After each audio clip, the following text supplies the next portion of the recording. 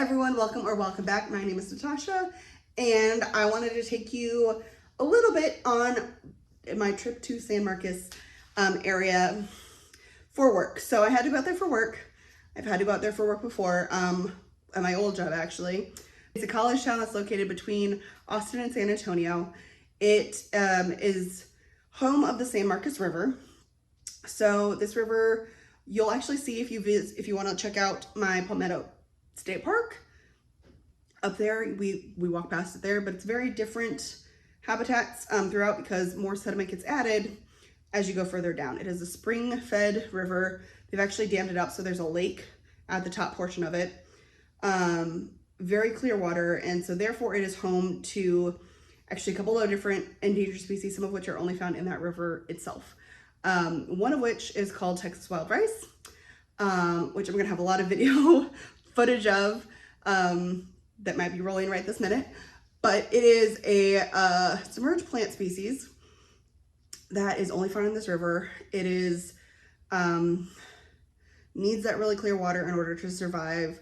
There's a couple different threats to it. So anything that increases turbidity, including people swimming and stuff and recreating, which they do allow in the river. But depending on where you're at, it's not legal at all to mess with the rice itself, but sometimes that turbidity can impact it. Another thing is armored catfish. So that is another threat that's out there. There's a lot of different research that's gone out into that area, into how to protect and preserve wild rice.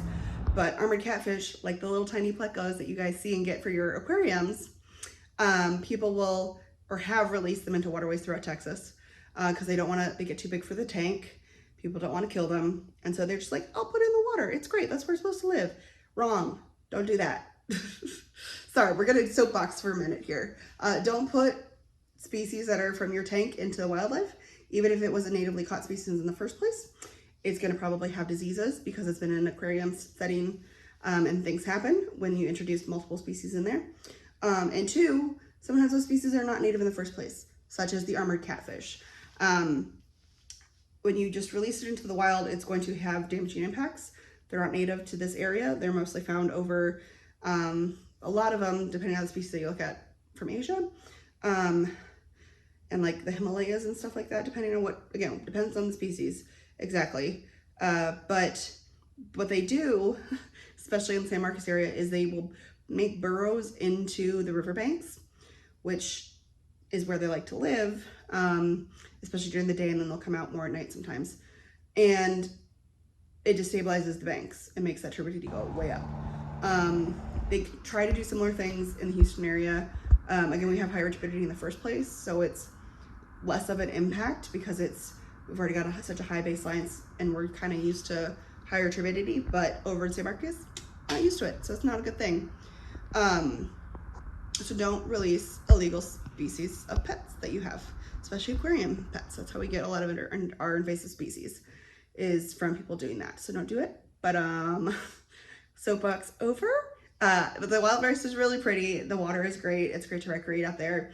There's a lot of really good local restaurants in this area. The hotels are a lot cheaper than Austin, so it is a little bit of a drive, but if you're wanting to go to Austin but not pay quite as high for hotels, San Marcos is a pretty nice option. The Root Cellar is one of the places I would recommend for dinner. It's got a lot of like local food. It's all made in house. They've got a really good bread pudding if that's your thing, for dessert, as well as other options. So one of the places we would go frequently. There's also a new curry taco place. I don't remember exactly where that was at, and I didn't eat there, but I was told about it after the fact. Sounds amazing. There was also a kolache place too that used to be my favorite. I don't know if they're there anymore, but I'll try to link all those below for my recommendations. Otherwise, it's just a really nice, pretty place to go recreate, see some pretty spring rivers. It's very cold since it is spring fed, just as an FYI. So if you're not good with cold water, beware. That's pretty much all of the natural swimming holes in the hill country. If they're the spring fed type, they're usually very cold. But it's a great place to visit. Lots of cool art going on in there, and it's really close to Austin. So again, it's a good kind of hub if you wanted to go do stuff all around, and a little bit cheaper in terms of hotel prices. So thanks so much, and I'll see you guys later. Bye.